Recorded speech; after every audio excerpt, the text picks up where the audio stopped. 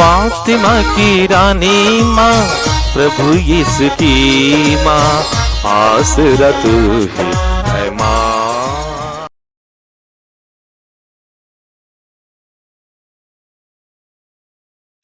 पहला पाठ योशुआ का ग्रंथ, अध्याय 24, पद संख्याएं 14 से 29 तक।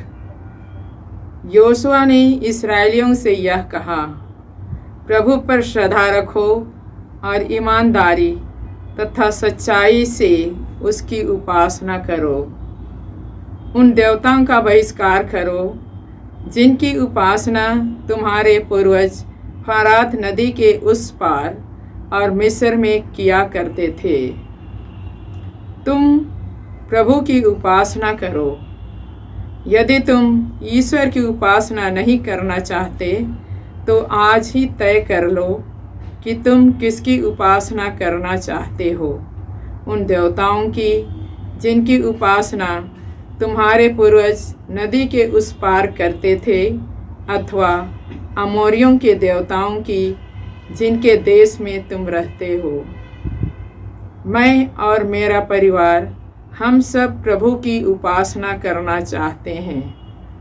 लोगों ने उत्तर दिया, प्रभु को छोड़कर अन्य देवताओं की उपासना करने का विचार हमसे कोसों दूर है। हमारे प्रभु ईश्वर ने हमें और हमारे पूर्वजों को दासता के घर से मिस्र देश से निकाल लिया है। उसी ने हमारे सामने महान चमत्कार दिखाए हैं। हम बहुत लंबा रास्ता तय कर चुके हैं, बहुत से राष्ट्रों से होकर यहाँ तक आए हैं और सर्वत्र उसी ने हमारी रक्षा की है। हम भी प्रभु की उपासना करना चाहते हैं क्योंकि वही हमारा ईश्वर है। तब योशुआ ने लोगों से कहा, तुम प्रभु की उपासना नहीं कर सकोगे क्योंकि वह पवित्र ईश्वर है, असहनशील ईश्वर है। वह तुम्हारे अपराध और पाप नहीं क्षमा करेगा। यदि तुम प्रभु को त्याग कर अन्य देवताओं की उपासना करोगे तो यद्यपि वह तुम्हारी भलाई करता रहा, फिर भी वह तुम्हारी बुराई करेगा और तुम्हें नष्ट कर देगा।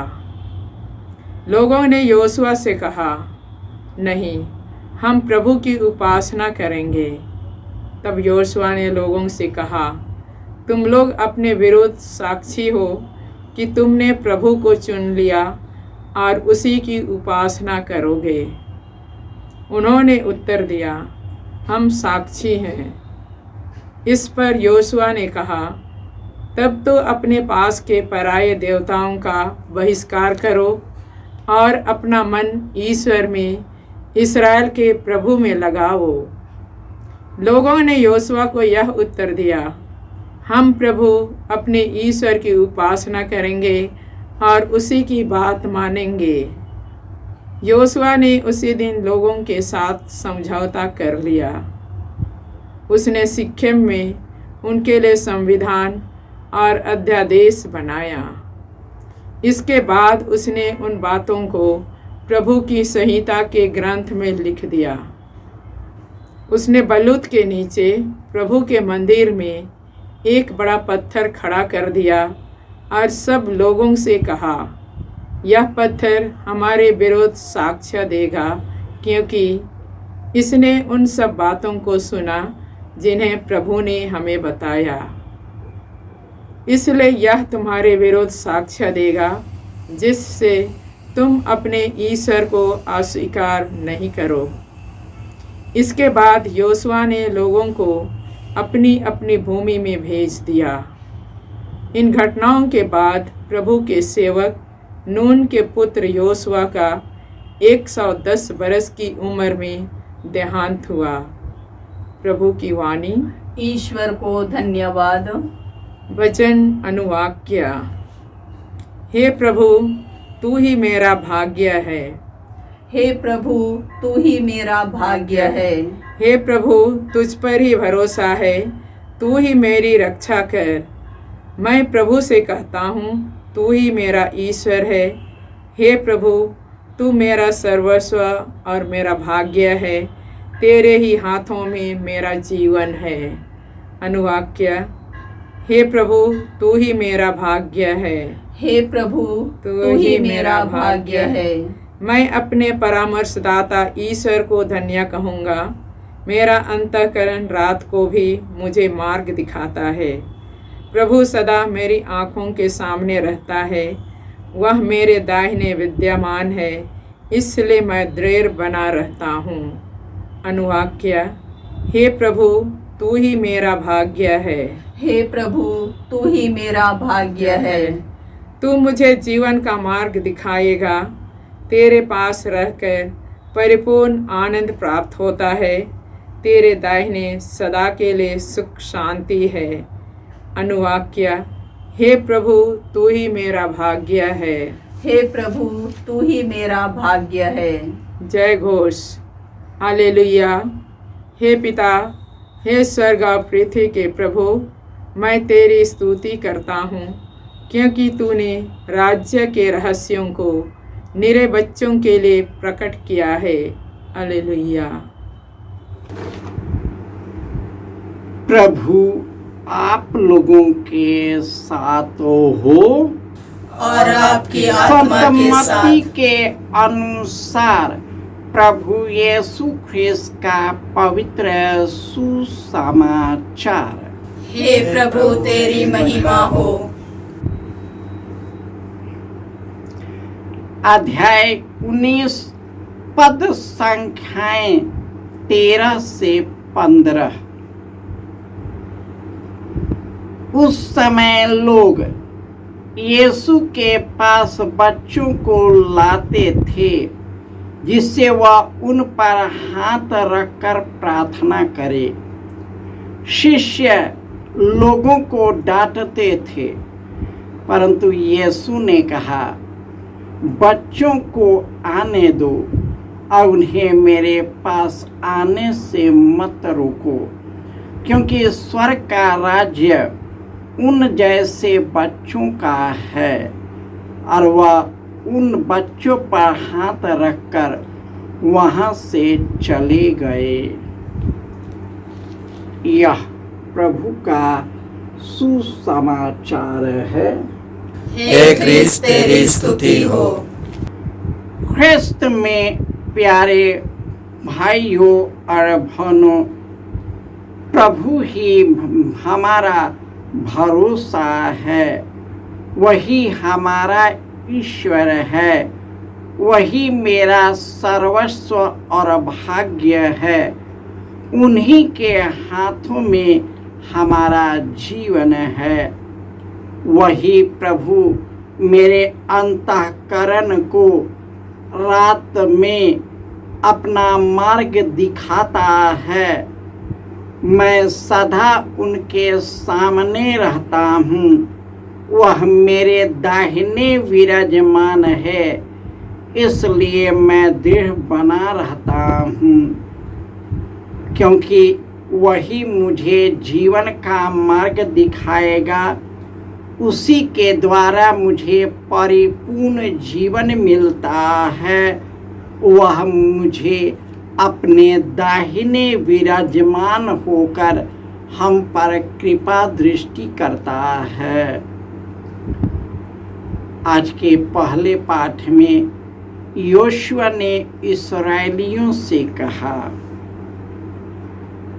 प्रभु पर श्रद्धा रखो, ईमानदारी और सच्चाई से उसकी उपासना करो। उन देवताओं का बहिष्कार करो जिनको तुम्हारे पूर्वजों ने फरात नदी के उस पर किया करते थे। ईश्वर ने तुम लोगों को बाहुबल से निकालकर इस प्रतिज्ञात देश ले आया है। अब तुम ही बताओ कि तुम किसकी आराधना करोगे। उस ईश्वर को जिसने तुमको मिस्र देश की गुलामी से निकाला लाया, तुम्हारे साथ रहा, इतने बड़े बड़े चमत्कार किया, अपने कृपा से यहाँ ले आया है। अब बताओ किसकी आराधना करोगे?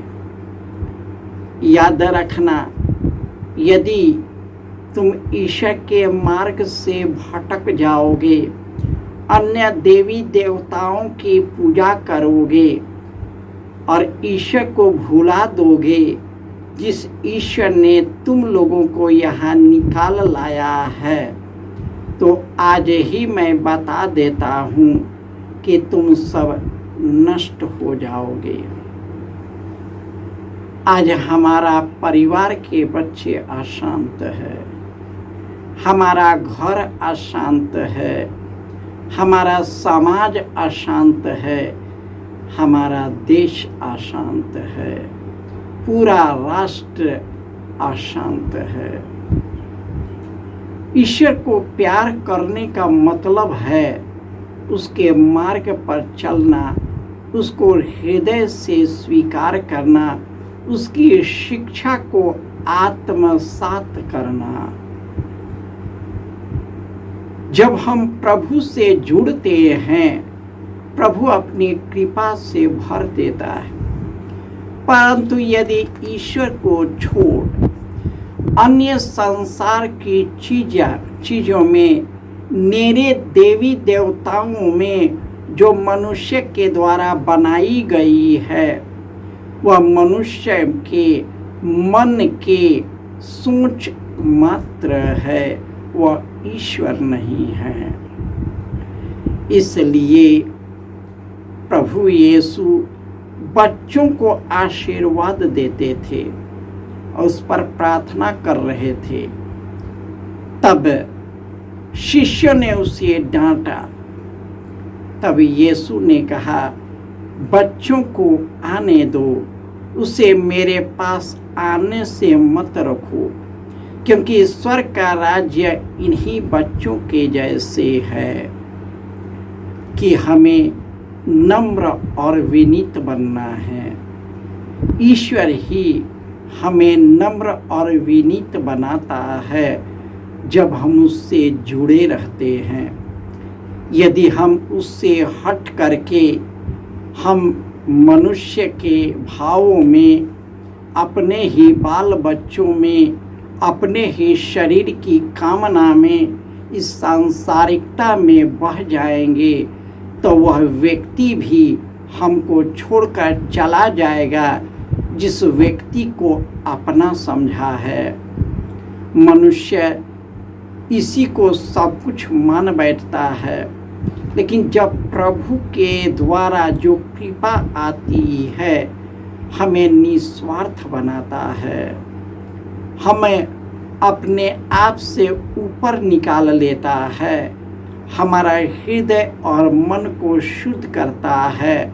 हम जो भी करते हैं प्रभु के लिए करते हैं, जो भी करते हैं प्रभु के नाम पर करते हैं।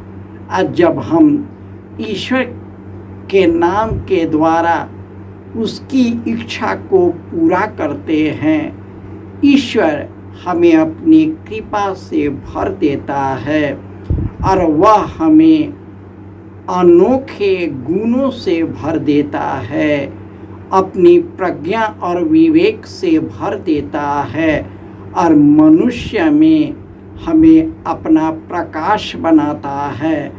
हम लोगों के लिए प्रकाश बन जाते हैं और लोग हमारे प्रकाश पर चलकर हमारे कार्यों, हमारे सत्कर्मों को देखकर ईश्वर की महिमा करते हैं और वे भी ईश्वर से जुड़कर सत्कार्य करने लगते हैं। तो आइए अपने आप को समर्पित करें और अपने हृदय को शुद्ध और निर्मल बनाए रखें। जय यीशु।